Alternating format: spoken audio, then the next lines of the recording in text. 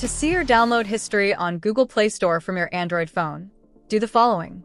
Open the Google Play Store app. Tap your profile icon at the top right. Choose Manage Apps and Device. Navigate to the Manage tab. Here, you'll find lists of installed apps, available updates, games, and archived apps.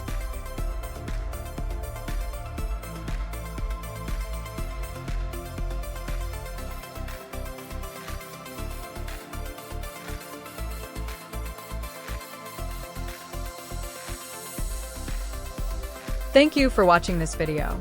Don't forget to hit the like button below and share it with your friends.